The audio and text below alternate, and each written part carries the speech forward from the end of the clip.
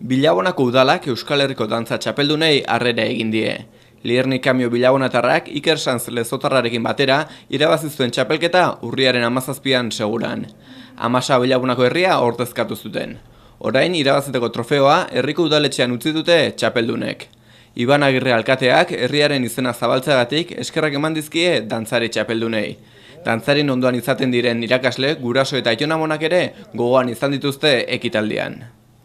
Ja, amets hori, errealitate bihurtu nahi genuen amets hori lortu dugula ikuste dugu, eta azkenen errealitate egin dela ez, eta ikuste dugu jendeak zoriontzen digula kaletikan, errekonozimentu desberdinak eman dizkigut eta eta orduan oso pozik, handik ta pozigo.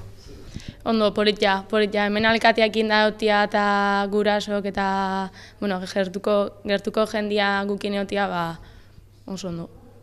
Oain bezala jarraitut da ondo ez, oain arte indakuakin lortu balin badeu txapela, gehiago jarraituta eta gehiago dantza gehiago ensaiatuta, 3 aldiz lortzeko aukerakin.